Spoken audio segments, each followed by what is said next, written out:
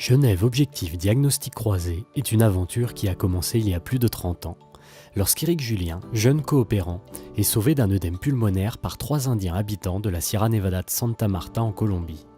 Il repart avec cette promesse, racheter des terres à ce peuple qui n'y a plus accès.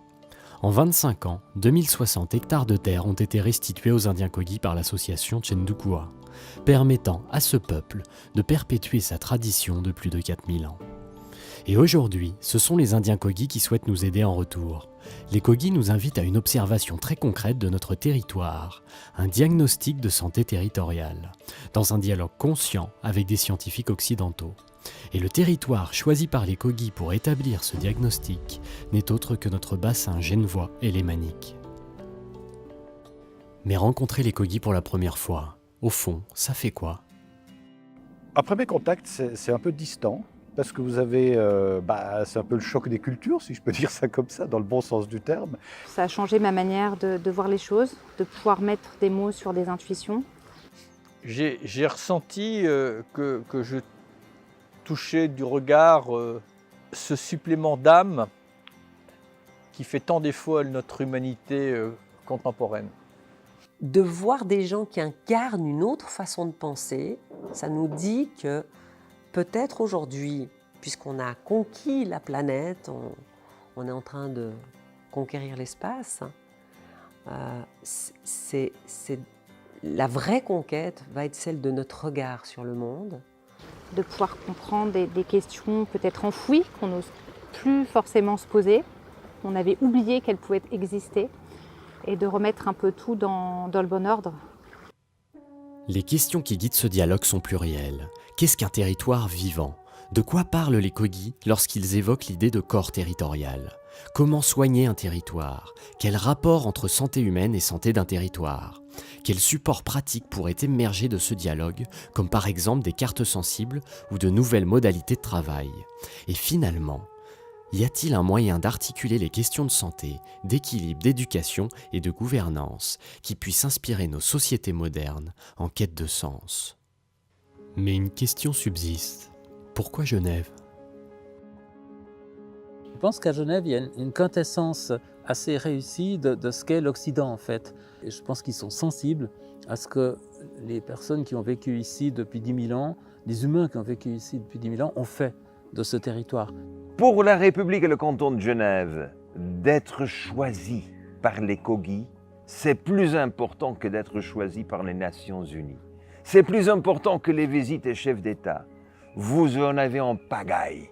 Mais le monde, il n'y a qu'un endroit qui a été choisi par les Kogi de venir pour nous parler avec responsabilité de notre grand futur en commun.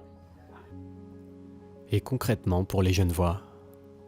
Ça fait maintenant 17 ans que nous avions rencontré les Kogi et ça fait 17 ans qu'on améliore chaque année le développement durable au sein de l'école avec des activités qui vont du don du sang, des ruches pour les abeilles, du potager, des journées à thème sur les valeurs en lien avec ça. Ce projet Objectif Diagnostic, initialement prévu en 2020, est maintenant agendé en 2022 ou 2023. Pour Geneviève Morand, présidente d'honneur de Chendukua, ce projet a démarré en 2019 avec 2 conférences. L'une en septembre à l'Université de Genève, avec une jeune femme dentiste Kogi sur la résonance entre science et tradition, et l'autre en décembre à la FER Genève avec Éric Julien. Chaque année permet une autre exploration. Par exemple, en 2020, pendant 6 mois, dans le cadre Résonance, une initiative romande d'excellence managériale, une 60aine de managers ont été invités à expérimenter les lois du vivant dans leur pratique quotidienne de manager. Et les 20, 21 et 22 octobre 2021 est organisé toujours à Genève un dialogue entre scientifiques et chamans Kogi dans le but d'élargir la communauté des parties prenantes à ce projet hors norme qui est une première mondiale.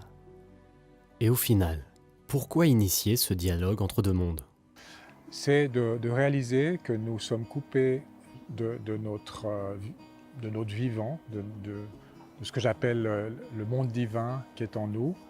Retourner à une philosophie fondamentale qui nous ramène au respect du vivant. Mais aussi peut-être mieux gérer notre santé, peut-être aussi travailler sur notre bonheur, ou notre conception du bonheur, notre conception du temps.